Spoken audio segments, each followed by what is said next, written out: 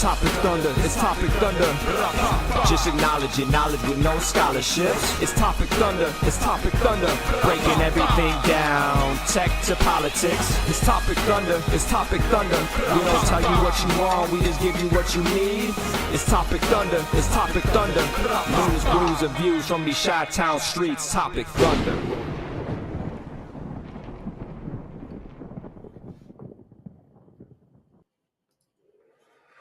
Hey. Well, Blah, blah, blah, blah, blah, blah, blah. Technical error. That's money in the pot. The show canister that we it's like fund the swear jar, but like technical difficulties that we pay out to the staff during Christmas, and they get their $7.23 gift card. Welcome into Topic Thunder, ladies and gentlemen. We fashion ourselves as the Internet Saloon, and myself and Ben are your info tenders. We are here to provide stories, context, opinions for sure, but we're also here to curate and respond to you, the people, here in the world's most dangerous chat zone, the Thunderdome. So welcome in, ladies and gentlemen. Folks are starting to stream in from all parts, known and unknown. And unknown, which is even more fun. Parts unknown is awesome because like it's the ultimate escape for well, where is this character from? Shit, I don't know. Parts unknown. Parts unknown sounds good. All right, do it. Right, like there's some folks out there that join us every once in a while or pop up. We have no idea who they are, where they come from, where they live, any of those things. Bobby Suzuki, say the Australian. Yeah, Mitzier. Oh, God. Hey, look at that. I probably said that wrong. You summoned Mitzier. I think hello for the unknown. Like, right. Love to know that you're out there, even though we don't hear from you all the time. And Dad F and Brooks in the house too. And Chris joining us all at Chopping Mage. Everybody, thanks for joining us here on Topic Thunder. Of course, if you're watching or listening, whatever your medium, just do us a solid and just hit that like button, or whatever that button's called in whatever also, medium. Commenting helps too. Commenting, sharing, 5-star reviews. Yes. Here's a couple of I'm starting to kind of learn about some of this internet marketing stuff. It sucks. Yes. I hate it. I don't want to do it, but job related stuff is making me. The more you like things, the more traction it gets on just the general algorithm. Yep. And then if you go ahead and share it, obviously more people are going to see it. The real linchpin on this is the 5-star review, because it's either 5 stars or no stars, because a 5-star review is just that, but a 4-star review is equivalent to a 0-star review on the internets. So consider that when you're raging on Amazon about that snow shirt that you were so desperate to buy. Snow shirt. What That's the right. fuck is a snow shirt. Look, I don't know. A shirt you wear in the snow, Ben.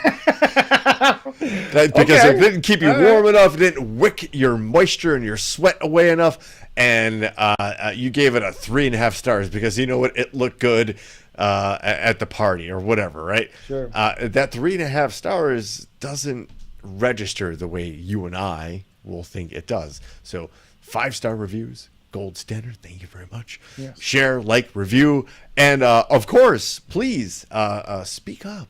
Yes. Please. Also, a little bit of a housekeeping note. Yes. We are not going to be with you next Wednesday at 7 p.m. Central Time. This is true. Instead, we will be joining you on election night, Tuesday, the day before, 7 p.m. Central Standard Time, as always, where we will obviously not know anything by the time we are off the air. Nothing will be clear at all, I would not think. But we'll at least have a feel for how things are going and how things are trending and how things are looking in certain battleground states. And it also might be our last broadcast ever, because if it goes the wrong way, I'm leaving social media. I'm leaving this behind. I am moving on with my life and planning my exit strategy off of this fucking piece of land they call the United States of America as quickly as humanly possible. It is. I think we talked about this a little bit earlier, and I don't mean any real. I don't mean hyperbole here. I'm not trying to exaggerate the situation. There is a group of people out there that are vying for political power in this country, and we've seen what they've done before. We've extensively covered it. This is Topic Thunder 177. You couldn't have warned you any more at this point. That are out there saying that they have a list of enemies. And while that's all well and good and bombastic and makes for a really great headline, they aren't the only ones, and it's not only the people at the top. There are people out there like that are well aware of Ben on social media, and if you haven't been graced by the pleasure of please, an come internet on in. The conversation water with is Ben, very warm. enter at your own risk. Bring your arm floaties. Yes. And just be ready to debate, because To defend your point. That's all I ask. And truth be told, I'm sure, Ben, you'll agree to this. You agitate people, Oh, but yes. on purpose or not, it just Correct. might be. But that's the kind of thing that ends up on somebody's list, and then that somebody ends up becoming somewhat of an authority or a leaker, or those names travel up. Let's just say Sure. that, right? And there's a historical reference for this. Yeah, I just don't need that. I don't need that aggravation of it.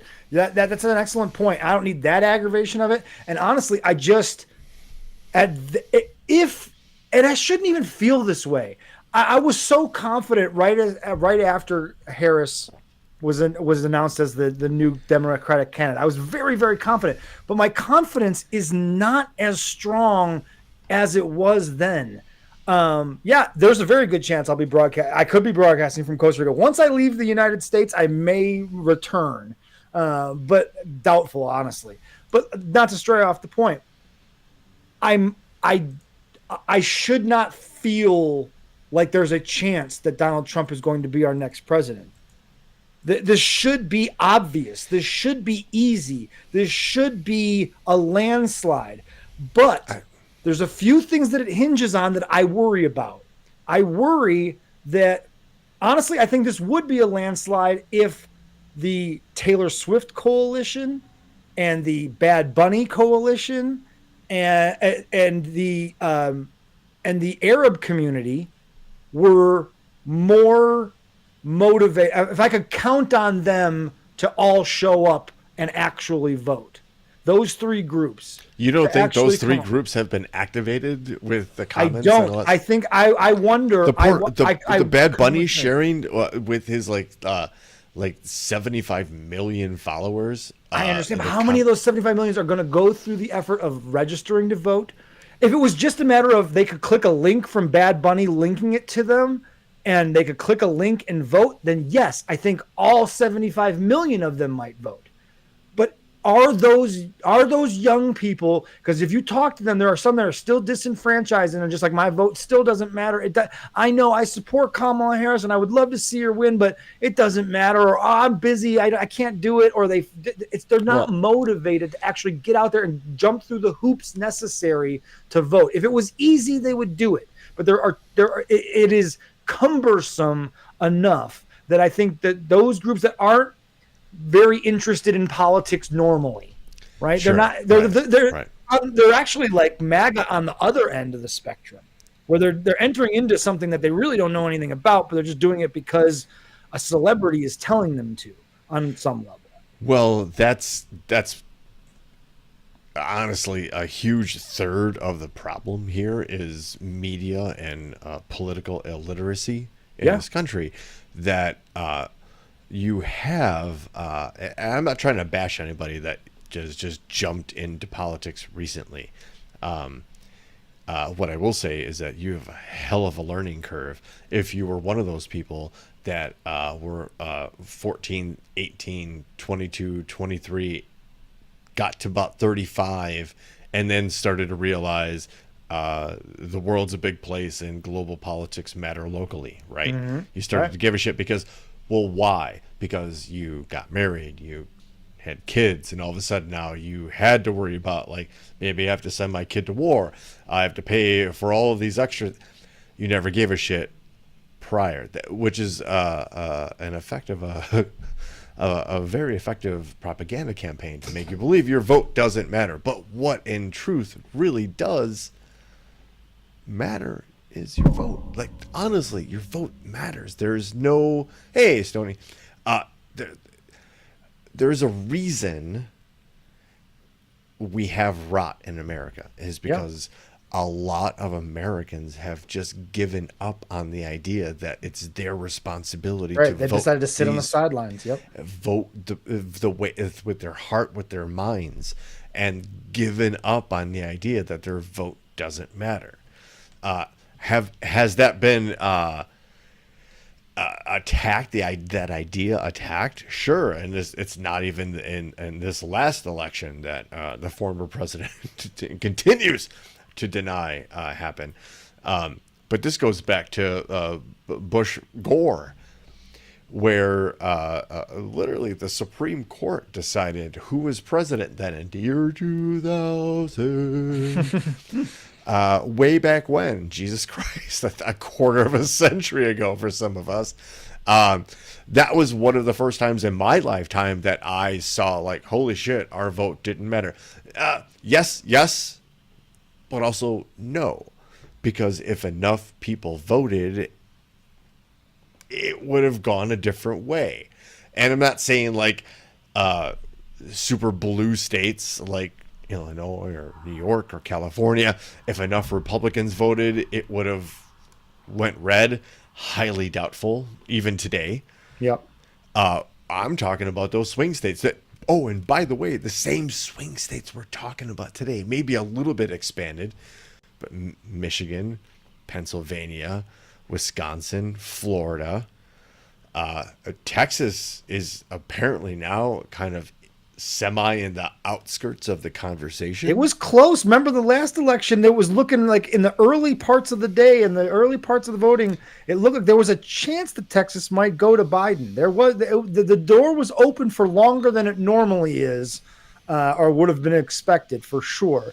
I just think that there is that voter apathy that is going on, and it also speaks to why the Electoral College is more of a hindrance than it is because it's part of that apathy. It is why some people will reference and say it doesn't matter because swing states. A swing state shouldn't exist? No such thing should exist. It should be a popular vote. Most votes wins. The idea that we gamed the system of the most important election that we do tells you that our founding fathers didn't get this all completely right. There were some things in the system that are definitely flawed, and this Electoral College is one of them. And it's this idea that, oh, you've got to protect the rural communities from being overruled by the urban communities. No, you don't.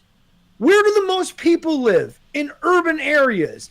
Yes, they're going to be more focused on more community-based initiatives and policies and laws and structure than someone is in the rural. I'm sorry that you chose to live in the rural community and that you don't like that poor people get help. I'm sorry that you don't like that. Bad. The fact of the matter of that system is that those people in the rural communities will also receive that type of aid across the board and balanced. Again, most votes wins, and then how many people would vote if they knew that their vote actually counted? Interesting, because I think if you asked me 20 years ago, I'd be fully on board about abolishing the Electoral College for all the reasons you just said. Majority vote, like, that's it. Yeah. That's how we do it, right? But I think in this particular situation, it could very well. Now that I start to think about it, it is the balancing act. It might save us and that there are rules around, let's be honest about what the Electoral College was put in place for. The founding fathers legitimately were worried about uneducated people, easily susceptible to foreign influence, voting one way or another in their fledgling 13 colony country. Mm-hmm. And we're specifically talking about England and parts of Canada, and then they had certain problems with Native Americans, which they were dealing with. They put these things in place so to protect the system, and you can argue that now one way or the other. But I think honestly, at this point, this is a fight for the system. Like it or not, I think we're at a point where we can agree that if Kamala Harris becomes the next president of the United States, we still have a chance to experience normalcy in our democracy, while also then being able to freely start to make change, if you're really about that, towards something you want. However, if Donald Trump becomes the 47th president of the United States, again, Ben and I just literally told you we're concerned for our safety in some regard or another, and it is not hyperbole. Mm-hmm. We're already probably out there easily flagged for our views, and so are you. No, I'm just kidding. You're completely safe within the Thunderdome. Your opinions matter, but it's great to see Courtney. We got some reunions going on in there. We have strayed way into our usual. But let's be honest. This conversation was always going to be about the upcoming election. It's the last show before the election, right? Which on election day, remember, next Tuesday, we will be here doing these shenanigans. And I think more. We'll have some like media analysis on it too. I think that'll be fun. It'll be a different take on it. Yeah. I think you and I can focus on, because we're not going to be like, look, we're going to Steve Kornacki, he's going to be out there. Let's talk about that guy. Let's compare stories. The best part is that I think if we play this right, we could probably tune into some of this stuff live and listen in, and then comment on what they're commenting on to kind of reflect that. Maybe that's kind of the way we go about that. Let me look into how we can make that happen. I think you're in on, all of you folks are in on a production meeting right now, but sometimes the best ideas come up right when you're face to face with one of your best friends and having a good time. Speaking of a good time, I'm going to be drinking a Costco wine. I didn't see Biz yet in there, but there's an octopus, on a reflective, cool, colorful octopus on this wonderful bottle of Costco wine. And it's I don't know what it's called. Let's be honest here. Brooks, you got someone who I don't recognize the name of, that surely comes from your Dom. page. Hey, okay, all right, Dom.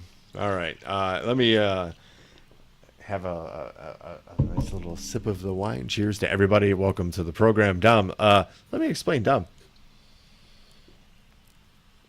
Dom was a transporter at my very first X-ray job, and has gone on to do great things, and just recently got married. Oh, so congratulations.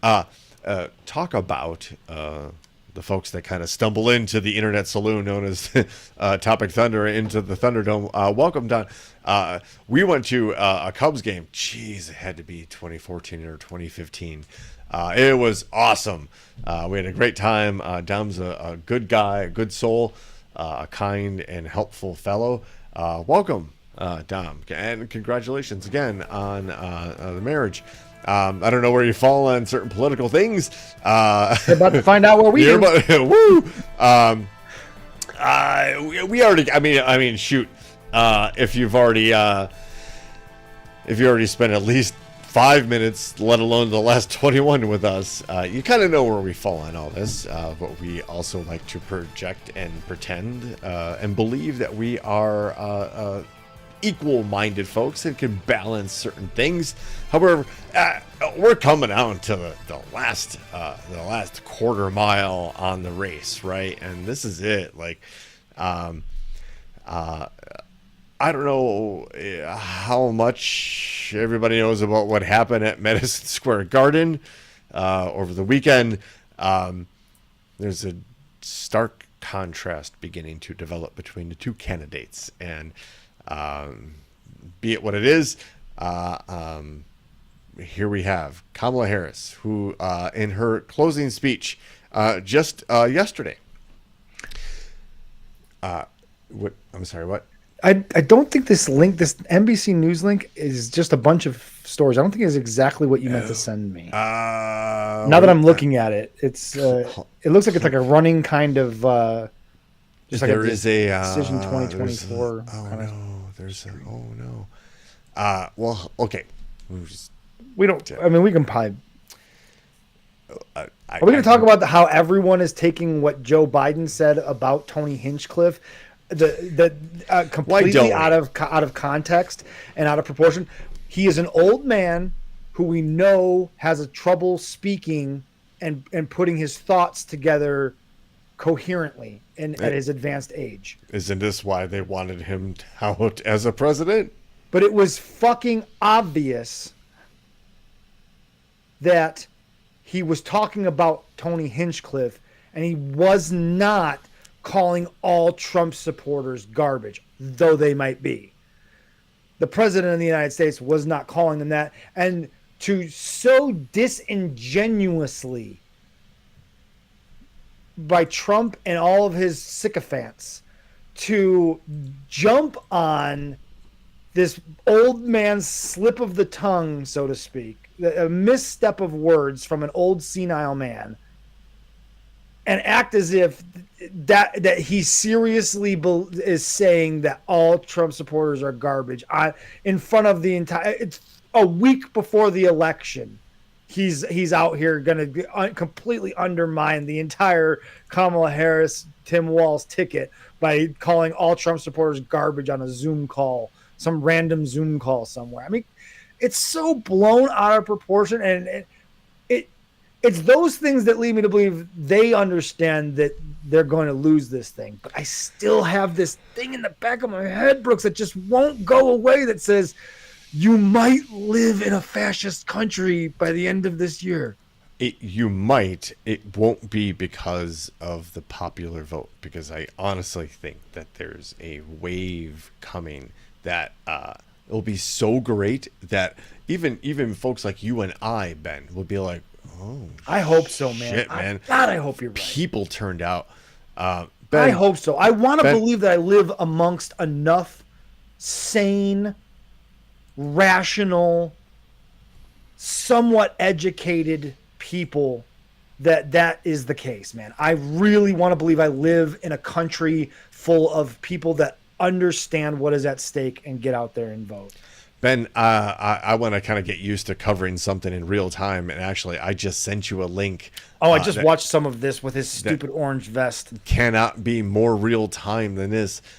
Say what you will about Kamala Harris. I disagree with a lot, and again, sure, yeah, not perfect in any way, shape, or form. Not at all, but at least you're going to adhere to the current norms, and at least within those norms, we have the ability to make change. This other guy, on the other hand, this is today. This is literally within the last hour.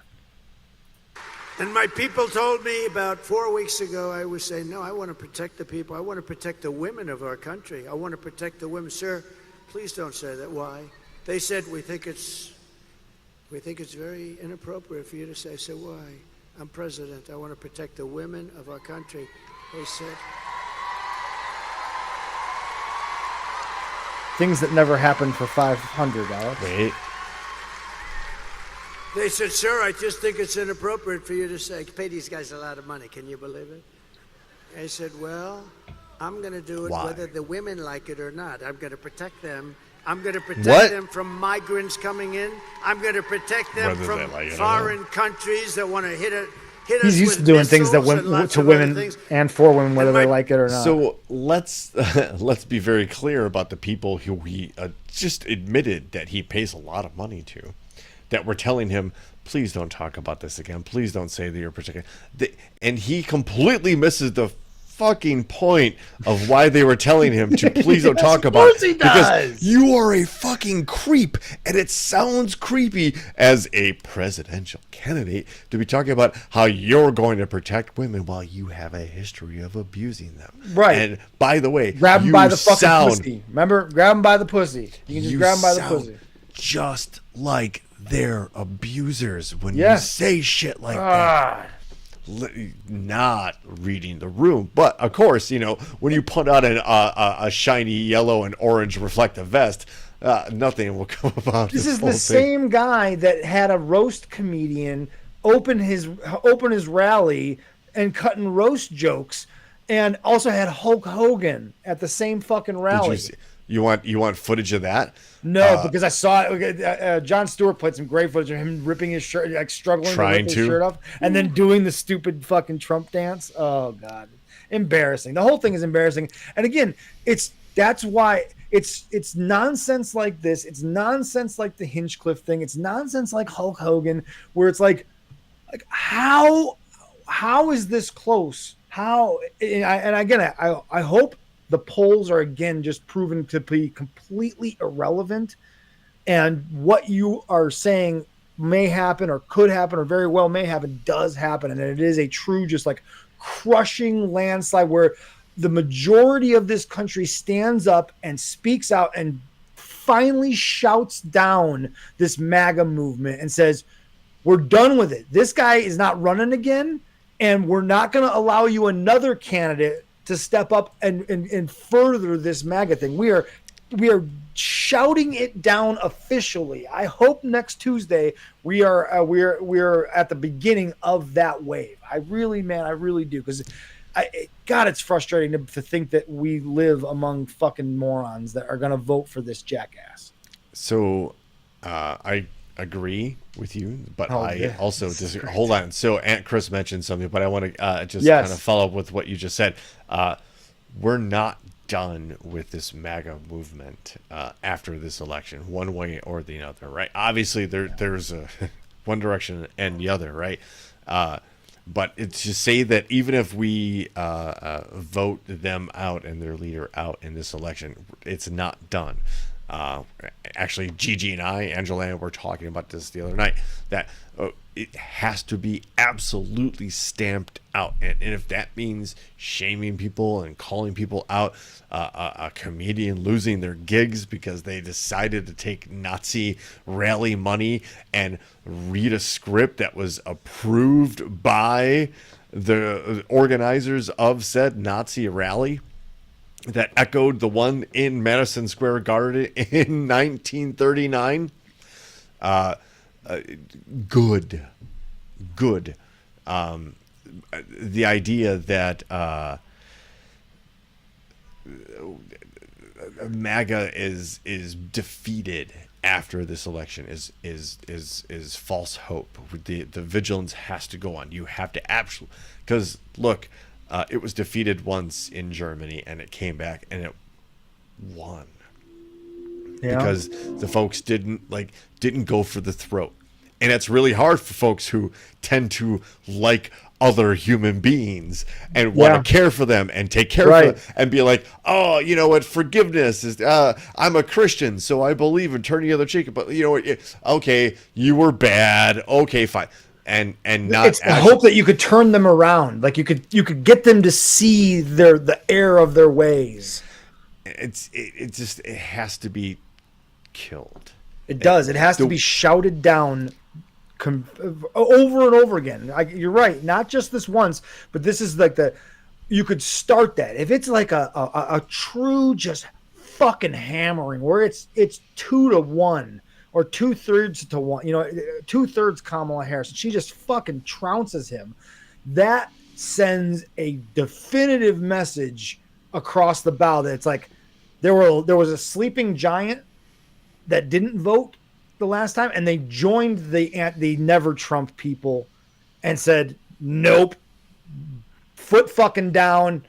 Don't try that shit. And if guys like Ted Cruz get ousted, that's a step in the right direction. Colin Allred, I think there's a really good chance, even if Trump wins Texas, I do think there's a decent chance that Colin Allred unseats Ted Cruz, and that's a huge step because Cruz is a loud, television friendly voice of the right wing that espouses bullshit and right wing rhetoric all over social media and the networks.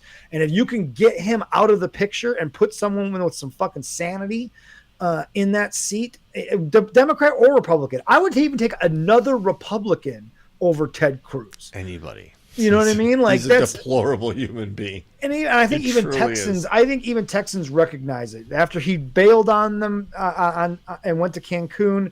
Like, there's a lot of things to not like about Ted Cruz, even if you are staunchly Republican. There's a lot of things to not like about that guy. He's a piece of garbage. He is a garbage person. I'm gonna. Speaking of garbage, well, I give you a Ted Cruz like anecdote. I'm gonna do the internet told me so, but I was reading a story about Ted Cruz and how he came about and rose to power. He is actually at one point, it was either he went to Yale or Stanford, I'm not sure which one, but was like the top of his class, especially on the debate team. Like, he was a super talented debater, so much that when he was of college age, George W. Bush was running for president, and the people were like, "Oh, there's this super talented dude at the school." Like, "Oh, a super talented dude."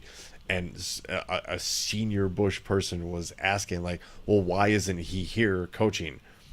And the reply was, "Have you met the guy?" Again, the internet tells us something. Also, the internet shows us something. And Aunt Chris mentioned the story about the ballot boxes being set on fire, which is something Democrats and liberals would totally do. That's not an election interference, is it? And they caught the guy. Here's the guy. I'm not going to ask you what political party he leans towards. Not at all. I'm just going to say, off with those heads. Like, it's no, it's the same guy, Billy Wack. It's the same guy. Like, it's nuts. Like, so these are pictures of a clearly troubled person, and we laugh, and sure, it's terrible that we laugh about this, right? It's also more terrible that he's fallen victim to some sort of political mechanism that preys on people like this. Like, that's multiple mug shots on this person, right? He was probably coached. I'm not going to speak. Hypothesis, opinion. If not coached, he was radicalized by surely media and social media. And has anybody dipped their toes into 4-H? Even those aren't the things right now. It's all Discord and Telegram and Reddit. There's some really dark shit out there, and people who have created bubbles, subcultures that truly believe that nothing is good in this world, that the most nihilistic version of life you could possibly assume, that it all should be burned down. And there's another subsect of that group that believes that just because you might be a white male, you're entitled to rule the whatever's left after everything burns to the ground, which doesn't jive with our view of the world, or my particular but you know, I Star Trek, Star Wars kind of guy. Everybody eventually kind of figured it out. If not, we all banded together to beat the bad guys, which we might be doing on Tuesday. But that's not the real fight, is it? The election night's not the real fight. It's just the first round. Yeah, that's the scary part. Honestly. And again, we can sit here and think like it's going to go our way, or the Democratic way, not our way. It's going to go to the Democratic candidate. and we can have anxiety about it going to the Republican candidate. And to be honest with you, we're probably in for a fight no matter what. Right? Yeah. For different reasons. Yeah. But if it's fallout close, of the election is almost, if not more, interesting than what the election results will actually be, in a way. The fallout is going to be either way. The fallout either is way going to be interesting.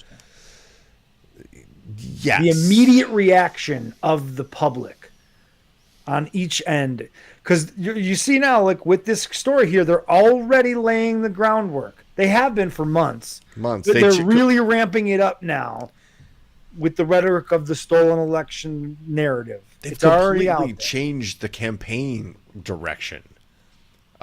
They were complaining about the economy. They're complaining about inflation. They are complaining about immigration. They are complaining that we're weak on international defense and how our allies don't respect us or how they have to pay more. But everything kind of started to die away, probably as they started to find out that they were getting their asses handed to them in local polling, which we do have to do away with the idea that polling matters. Let's just stop it. I think that's a dead concept at this point. It used to be valuable information, but I don't know that it is since 2016 it is irrelevant information. It still might be valuable information, but not for the general public, for pollsters, for people involved in campaigns. That's super valuable, but for us, I don't need to, especially prior to an election. Yeah. We don't need to hear poll numbers. It's just a way to try to influence people and try to get people like, oh, well, the polls say that again, my vote doesn't matter, so I'm just going to sit at home. No, you can't wave the flag on those holidays. You can't grill those tubular meats on those holidays. You can't sit around the Christmas tree on Christmas Day with your kids and enjoy all of these things that we can do without hassle in this country. We can celebrate different religions. We can be neighbors. We can get along with each other. We can have a collective defense, the most prosperous country in the world and the history of the world. And we did it together. We did it with immigrants. We said, come on in. Let's work hard. Let's make this something that has never happened before. Here we are, literally at a precipice of what do you believe in? It's never happened like this before, honestly, I think, in our history, where we've had a situation where, what do you believe in? Do you believe in a strong man and his vision, authoritative, autocratic, dictator type idea? Or do you believe in the idea that a democracy, as broken as it is reparable, and as long as we continue to kind of because progress isn't a quick thing, it's not a fast thing, right? It doesn't happen every once. Gotta fix that. But there's I got the audio. Okay, so I might have been rambling a little bit there. But okay, this is from the man's mouth. This is that. Just take the man for what he says. If you don't believe that he is capable of doing this, because he's an old fuddy-duddy, an old grandpa is just out there. Oh, he's just talking. He's just talking. Locker, then understand that this is the plan. And Ben, we can maybe next week end the show with our maybe the last gambling take you'll ever have of your life, as how quickly will J.D. Vance and other young top Republican and or oligarchs start voicing their opinion for executing the 25th Amendment, which would remove the president based on the idea that he is not fit for office, and then literally J.D. Vance is your president, and that's when you can kind of kiss it all goodbye. But wow, listen to this guy. Sophisticated, but no different. You know, Taiwan, they stole our chip business. Okay? They want us to protect, and they want protection. They don't pay us money for the protection, you know? The mob makes you pay money, right? But with these countries that we protect, sophisticated, but no different. What? Yeah. Again, he thinks everything is like the mob. Because all he knows, and that's how he's operated his entire career. Yes, exactly. He runs his businesses like he's a mob boss. Like, by the way, we didn't that Joe Rogan podcast. I saw an article. They counted. I think one article I saw counted 36 different lies that Donald Trump told during that Joe Rogan interview, and Joe Rogan followed up on none of them. There was one, I guess. Well, I saw this clip because I'm not going to sit there and watch a 3-hour Trump podcast. And shame on Joe Rogan for getting the invite to have a podcast with Kamala Harris, the Vice President of the United States, who has now not only those duties, but also running a campaign for president, for complaining that the invitation was 1 hour, which he's used to 3, and that he'd have to travel, and that Harris couldn't come to Austin like Trump could to have the podcast in his studio. Dude, if you really, really, really, really wanted to do it,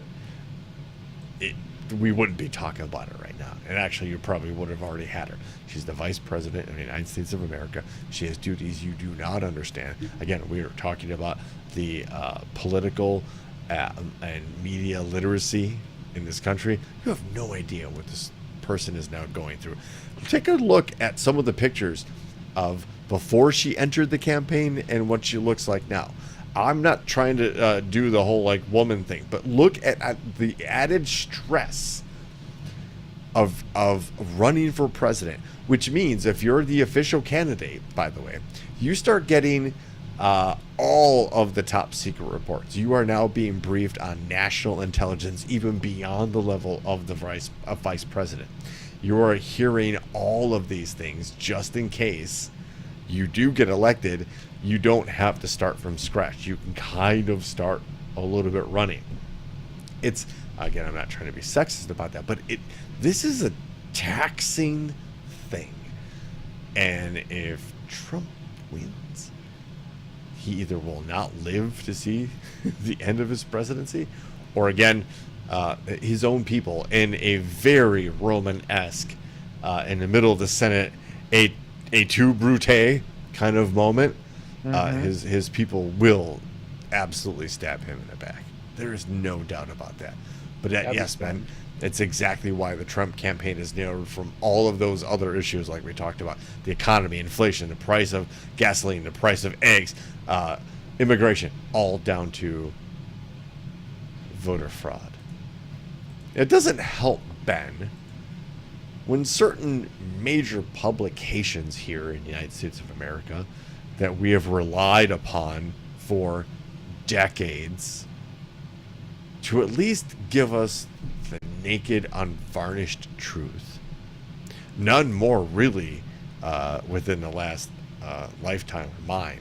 The Washington Post, those that broke the Watergate scandal, then the biggest political scandal of all time. It's easily surpassed in the last 5 or 6 years. The Washington Post was all set and ready to give an op-ed and support the candidacy of Kamala Harris until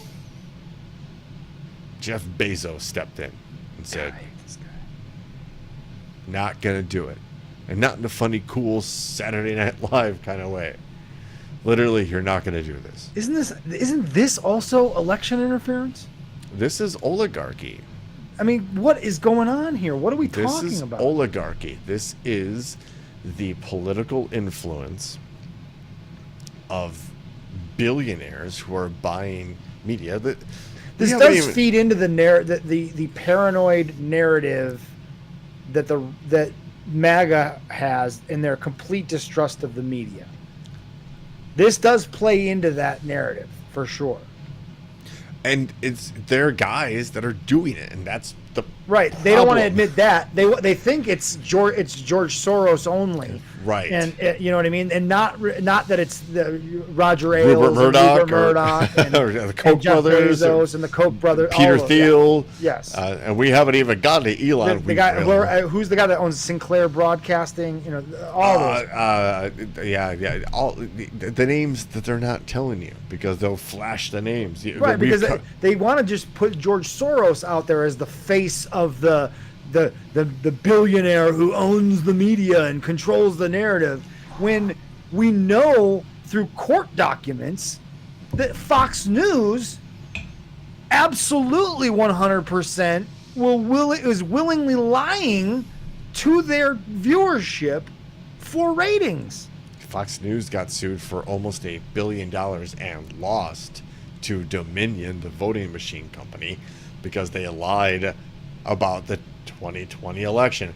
And when if you ever hop into Fox News, bless your soul, or just take a gander at what the other side's saying, everybody who the talking heads that they have on, everybody who says that there is some sort of chicanery with the 2020 election, when they cut to the anchor or host, that host reads almost an obligatory here's something from legal line that the 2020 election has been officially certified by right, what you just heard was bullshit, was a lie, like as part of the lawsuit. So what is now happening to this one's prestigious newspaper and this prestigious medium? This used to be something that people legitimately got their news from. That might be hard for a lot of younger people to kind of wrap their head around, but newspapers, like, what, they were the internet. Yep. They got delivered, and I remember the Chicago Tribune being delivered to the house every morning, and on weekends I had to walk the dog, and it could be the early one up. I would grab the Sunday edition. Like, I remember, of course, growing up on the comic section, but then you start into the sports section, then you hit the entertainment, then you start reading like everything. That's now, damn you, Dad! You had a subscription to a newspaper. Now I'm a news junkie. I can't get enough. Right. But that's what it was. And here you have a one of the top 5 richest people on the planet. Oh, easily. Who has for delivering long since packages quickly. Right. Books at first, right? Thanks to a loan from his parents. And then just running all of his competitors out of business. Right. Absolutely. In the most bloodthirsty and cutthroat American way, right? Jeff Bezos killed this op-ed from the Washington Post, which would have supported the presidency of Kamala Harris and that's warned crazy of the dangers of Donald Trump. Not to be left out, the owner of the LA Times also has done the same thing. Both newspapers have now had at least 10% loss in subscriptions. People have begun to immediately cancel their subscriptions and have suffered massive resignations as people have actually shown their integrity. That's crazy that they would do that. Like, that's so short-sighted as a business owner. Look at it like this. They're hedging their bets, right? Okay. I can support one candidate or another. If I support either candidate, I'm going to lose X number of subscribers, right? If I support Harris, there's going to be a bunch of people that jump off the boat. Okay. If we support Trump, okay, there's going to be a bunch of people who jump off the boat. Clearly. Okay. Right. But they're then also thinking, okay, he's probably thinking selfishly. Wait a minute. If I support Harris, Trump wins, Mm-hmm. I'm in a lot of trouble. Right, I'm on target. And given history, 1930s Germany, I'd be one of the people hauled off as an enemy of the state because I supported. So what's the easier path, the coward's way, for now the publisher of one of the leading journalistic institutions in the country is to say, nope, we're not going to do it. Not going to do it. Yeah. I don't Coward's way out. Look at this. The next story. At least now 300,000. The number that they post in this next story, 200,000, that was yesterday. At least now 300,000 people have canceled their subscriptions to the Washington Post. And 1/3 of the editorial board has resigned. That might not sound like a lot to us ham and eggers out there, right? In this world, that's a big deal. And it is still recognized as a warning sign of something gone awry, that something's not right here. And this is a protest move that is recognized by a lot of people. Mm-hmm. Which brings us to, and we mentioned the oligarchy, our good Indeed. friend Elon Musk. And boy, have we, you and I, Ben, especially myself, come a long way on this fella. Yeah. 10 years ago, 12, 13, 14 years ago, we were on a different podcast, and we thought this guy was legit the next Tesla. Look at this guy. This guy's Bruce Wayne. Mm-hmm. Yeah. We bought the narrative for a while until the onion was peeled back a little bit. And, well, you know what it was? It was falling for the media narrative that was going out about him, that he was this genius inventor who had done all these things. And then, like every person should, and what you and I did is to continue learning about this person and staying and not just letting them tell you the story and really looking in. And when you look into Elon Musk's actual history, business history, he's not a genius. He's not a Tesla. He's not invented anything. He has bought other people's ideas with money that he made from emerald mines in South Africa. He didn't make a thing. Like, he didn't do it. Right. His father. Right. He inherited a large amount of money that allowed him to buy other people's great ideas and make himself the face of those ideas. Force those people out. This is the story of Tesla. 2 dudes, 2 engineers design the Tesla. And it's akin to a DeLorean. And if you know that in American auto history, everybody's like, they're laughing at it. But they actually made an electric car work. And they made it somewhat marketable. So Musk buys in, buys more, and eventually literally takes over the company. A legit, look it up, hostile takeover. Forces the originators out, and then markets the living shit. That's what a good carnival barker does. Yes, and he's a good promoter. Without billions with a B, billions of dollars in government subsidies, his businesses would have failed epically already. Tesla as a company, SpaceX as a company, likely would have gone under because of the financial costs of what he was trying to do privately. But he's being propped up by federal money, by government subsidies, welfare. Starlink. You didn't mention Starlink. You have to add Starlink. Yeah, business. If he was some sort of transcendent worldly person, he would give away the internet for free to everybody. He would undercut every private internet service provider, and he would say, I'm providing it Starlink internet, because he likes to do that on like natural disasters where something happens and he can drop in and say, oh, I'm providing Starlink for free to these people that are in need. Motherfucker, then why don't you do it to everybody all the fucking time? Oh, I think you muted yourself by accident.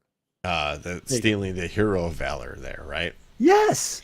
Like and Chris said, when that Asian soccer team was caught in the cave, and the diver who knew he was going to save the day, and then a single diver who knew those caves navigated down and saved them, and he was so pissed off that this guy stole his thunder that he called the guy a pedophile. Mm-hmm. Not out of the realm of character for this particular fellow, and here he is having conversations with Vladimir Putin. And here's why it's dangerous. Elon Musk, the world's richest man and linchpin of U.S. space efforts, has been in regular contact with Russian President Vladimir Putin since late 2022. Oh, Brooks, you're always talking about Russia. No, I'm tying all of these things together. Right, and they all just happen to be in the same loop. I digress. The discussions, confirmed by several current and former U.S., European, and Russian officials, touch on personal topics, business, and geopolitical tensions. At one point, Putin asked the billionaire to avoid activating his Starlink satellite internet service over Taiwan as a favor to Chinese leader Xi Jinping. We just talked about this. Musk has emerged this year as a crucial supporter of Donald Trump's election campaign and could find a role in Trump's administration should he win. While the U.S. and its allies have isolated Putin in recent years, Musk's dialogue could signal re-engagement with the Russian leader and reinforce Trump's expressed desire to cut a deal over major fault lines such as the war in Ukraine. At the same time, the context also raised potential national security concerns among some in the current administration, given Putin's role as one of America's chief adversaries. Right. Do you fucking think so? Musk has forged deep business ties with U.S. military and intelligence agencies, giving him unique visibility into some of America's most sensitive space programs. SpaceX, which operates the Starlink service, won a $1.8 billion classified contract in 2021 and is the primary rocket launcher for the Pentagon and NASA. Musk has security clearance that allows him to access certain classified information. That's frightening. And he's talking to Vladimir Putin. Knowledge and doing him favors. Clearly, knowledge of Musk's Kremlin contacts appear to be closely held secret in the government. Several White House officials said they weren't aware of them. I'm sorry, you're not doing your fucking job. No, exactly. Jesus. The topic is highly sensitive given Musk's increasing involvement in the Trump campaign and the approaching U.S. presidential election less than 2 weeks away when the story was written. Musk didn't respond to comments. Oh, what a surprise. What a surprise. The guy has all kinds of shit to say about everything. But he doesn't. How about those conversations with Vladimir Putin, Elon? I don't have a comment. Fuck off. Do I know the billionaire that owns your publication? Well, no. Okay, then I'm not speaking. The billionaire has called criticism from some quarters that he has become an apologist for Putin absurd, and that his companies, quote, have done more to undermine Russia than anything, end quote, which actually might be factually true, but is exactly what I would tell my plant to say, because it's kind of true. On Friday, Musk responded derisively on X to the Journal's story without denying it. In one instance, he used 2 laughing emojis in response to a tweet that said, "Welp, the swamp's Trump is Hitler didn't work. Might as well give Elon's a Russian agent whirl." Openly mocking these very serious national security concerns. And did the Trump is Hitler thing not work? Are we sure of that? I mean, for the folks that are just waking up, maybe. Again, did it? Right. Again, it worked the last election. I'm super happy to have you on board, but let's have a conversation on why it took you so fucking long. A lot of F-bombs on this show. Sorry, young Aaron. A Pentagon spokesman said, "We do not comment on individual security clearance, review, or status, or about personal security policy matters in the context of reports about any individual actions." Thanks for saying. Thanks for your very boilerplate fucking bullshit, Pentagon spokesman. We're aware of it. We might be angry about it, but we'll never tell you. We're not going to tell you shit about what we're thinking. And here's what really, really, really galls me on this one, is that we've allowed this guy. So it could be anybody. It could be Joe Blow. It could be Brooks Musk. Right? We've allowed somebody. Which is also my favorite cologne, by the way. Brooks and it Musk. should be, because it's elegant. Yeah. We've allowed some fucking hooligan, some imposter, to provide rockets and spaceships to our NASA program. Our NASA program should be one of the prides and joys of this nation. And we shouldn't be relying on some third party to build rockets that not only send our astronauts into space, bring our aliens back from space, send critical weather and security and internet satellites into space. Maybe, just maybe, we should make sure that is at least state controlled, if not owned. Oh, dangerous words. But those are our tax dollars, and I'd rather that be a situation where it's in debate and in consideration in a legislature as far as funding, as opposed to the whims of a billionaire who's so fucked up on ketamine that even Mike Bronx says that's too much. That next link, Brooks, the Wired link, I you have to pay to. Oh, then okay, we're not going to pay for that then. But just to let you know, Elon Musk also set up through his PAC, his Political Action Committee in Pennsylvania, a petition that offered somebody $1 million a day. One person, $1 million a day if they signed up for their Political Action Committee, which, by the way, is a violation of federal election laws. That is akin to buying votes. And just one more reason. And that's not election interference? We've been talking about a lot of election interference that no one is really talking about being election interference tonight.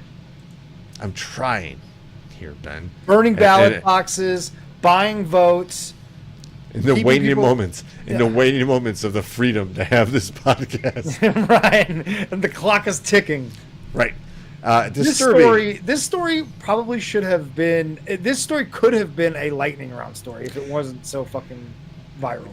And we thank Ryan Hansen for sending this one in, because he's been dogging on this story. I've got not only this, but he sent follow-up links too. If you don't know, this is why you don't want oligarchies, and we can say all the fun, popular names, but we don't talk about the Waltons near enough. They own Walmart, by the way. The 19-year-old Walmart employee found dead in a bakery walk-in oven in Canada has been identified. Guriz Manran Kuar was burned to death at a Walmart bakery location given, in Nova Scotia on October 19th, according to a GoFundMe created by a Maritime Sikh Society executive. According to organizers, Kaur and her mother worked at a Walmart for 2 years. Kaur's father and brother are in India and are working to get to Canada amid the tragic incident. Her mother became worried Saturday when she didn't see her around the store for an hour and her cell phone was unreachable. The mother contacted the on-site admin for help in finding her. After a few hours, the mother reportedly opened the oven. Oh my God. To find her daughter's charred remains. Oh my God. We are heartbroken, and the deepest thoughts are with our associate and their family. Our focus remains on taking care of our associates and making sure they have the support they need. That was from a Walmart spokesperson. Meaningless fucking oh my God! You couldn't be even. You couldn't insult me more, by like asking the chatbot to send sympathies. As police have stated, this is a complex matter and the investigation is ongoing. The location is closed. They closed the entire Walmart until further notice, and flowers have been attached to a pole in the parking lot. Ryan Hansen has sent in a follow-up story that kind of gets into the gories. I don't know. It's disturbing. Yeah, like how does that happen? Do you really want to know? Do they know? Do they have an idea at this point? You can give me the Reader's Digest version if you know it. Let me find that story really quick, because I was even on the fence about covering, like, she just got disintegrated, and hold on. You know what? Just because I'm not prepared and we're kind of late into the hour here, let's just say it's a horrible story. And Walmart is a horrible company to work for, and they bear this in how they handle this tragedy. We'll be back, I promise. If this show is back on the air and we're not hauled off to some weird prison, we'll get back to that story. We'll get back to that story.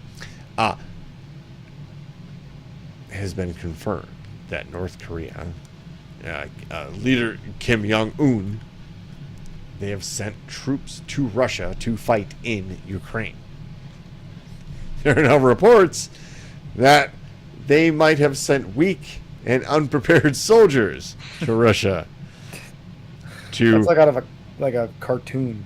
Basically catch bullets. Jesus. In the meat grinder that is the Russian strategy in Ukraine. Interesting to note, because this is what the folks in global warfare call escalation. It's one thing to supply parts and equipment to one country. Yeah, it's another thing that right? supplies human beings. When you start sending troops to fight for a certain cause, like there are no U.S. troops in Ukraine. There might be U.S. veterans in several Ukrainian brigades that are retired U.S. military that are fighting for the common good. Yes, I said that. But no active military. When you send active military, I'm not counting on the international community to take this as seriously as I am.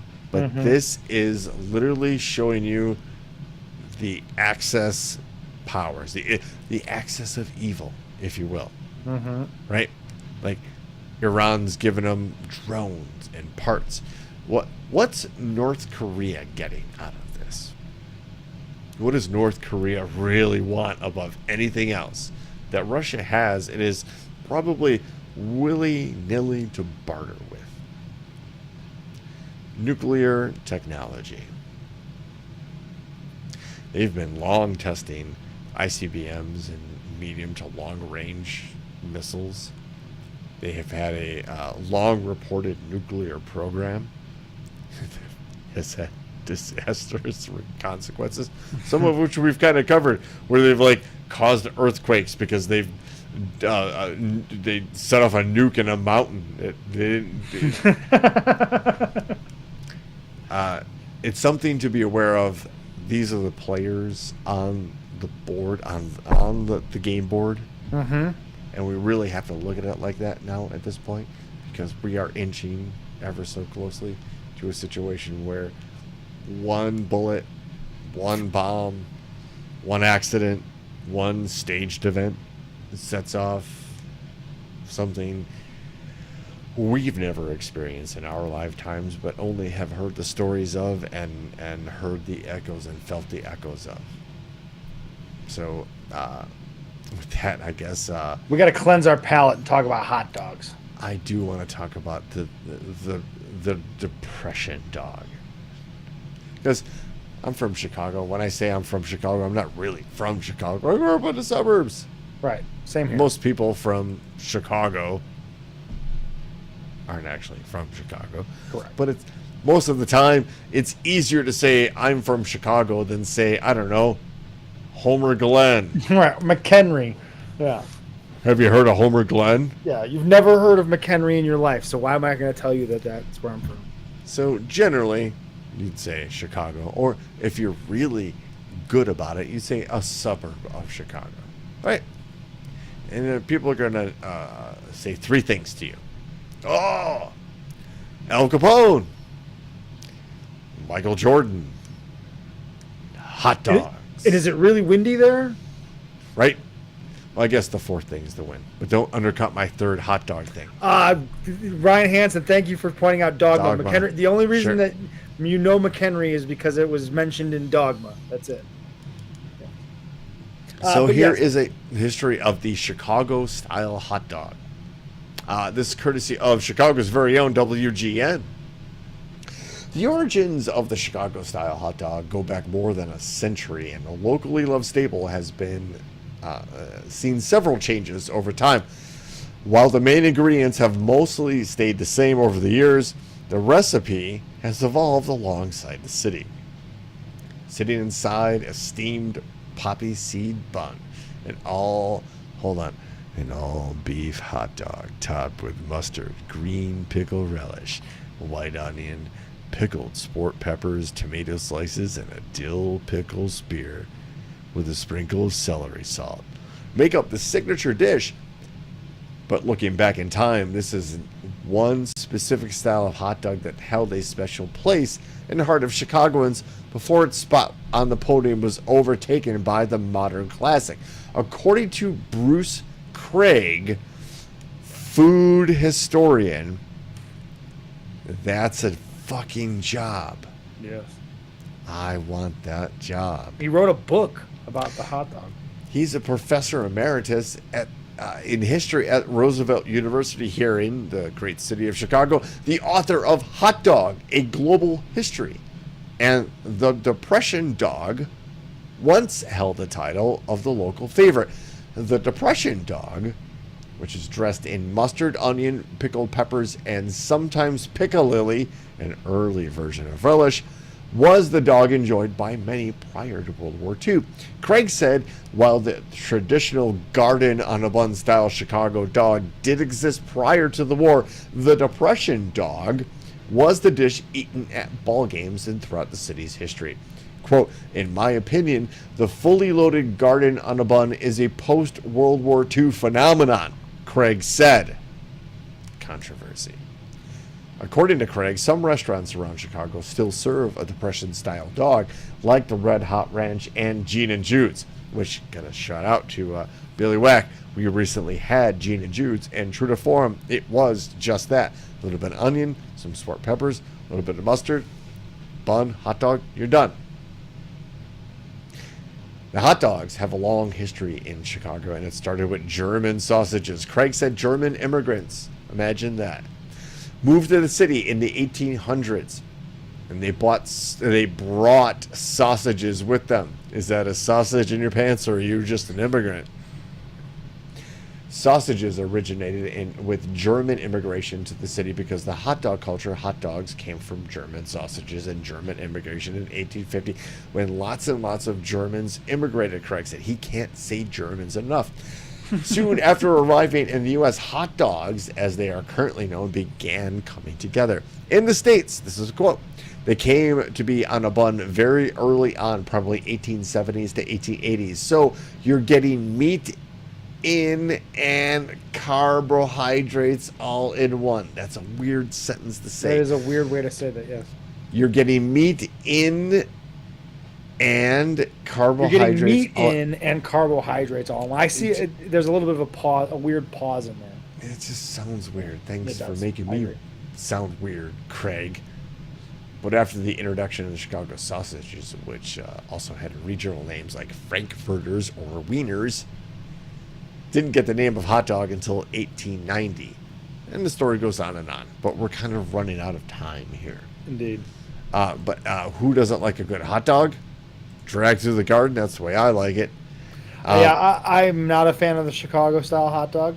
I've long said this. I am on the, as someone who is born and raised in the Chicagoland area, I know I am in the minority on this, but all I need is mustard, really just pickle and ketchup. But if you throw some mustard on there, I'm okay with that.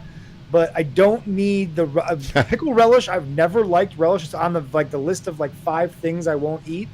Pickle relish, I don't know. I don't get it. I don't like it. It's gross. No. Sport peppers, and maybe a slice of tomato on there or something I could do with. But just give me ketchup and pickle on the hot dog, and I'm good to go. I'm a drag it through the garden kind of guy, so I enjoy it.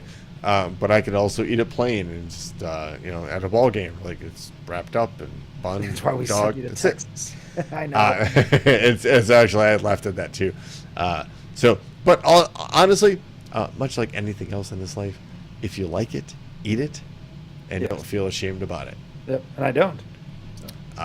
We also like to end the show, or not necessarily end the show, but like our finale before the finale, because we want you all cheer for the encore. Yeah, we want you in a good mood. There's an encore we depress coming. the shit out of you for an hour and 15 minutes. And so we like to try to, right before we get to the really fun part, we like to cheer you up a little bit by showing you elephants doing fucking silly stuff. Yeah, this is the pre-encore. We know you're going to stick around for the encore. That's the lightning round. So we're going to be like, hey, this is the end of the show. watch some So elephants do some we silly might not. It was great for you to come. Here's some cool shit. Actually, here's some really cool shit. Here's a baby elephant born from an orphan raised at our favorite Kenyan elephant sanctuary, the Sheldick Trust. This is the 3rd baby that this orphan has come back and had. It's really cool because, elephants, they're so protective and so loving and caring of, their young. Mm-hmm. There's the baby's sister kind of trying to squeeze in there. Mm-hmm. Hey, don't steal Mom. This is my sister. Again, we don't deserve these. Actually, we do deserve these animals. We don't deserve these bullshit attitudes that we have that we're different from them. Yeah. And because we don't understand them, because we don't know their names, we have failed as human beings. We've gotten too tied up into things that don't matter and haven't paid attention to the things that do. Mostly the other living sentient creatures on this planet. That is where we failed. Yes. But look at that tiny baby elephant. It makes it all better. It really does. It really does. So, without dilly or dally, ladies and gentlemen, you've heard the lightning bolt's already out, and I'm a little bit late getting to you. It's the lightning round. You have joined us in the world's most dangerous chat zone. We call it the Thunderdome. And if you're new to the show or program, hey, thanks. If you're joining us again, just please remember to hit the like button, share it.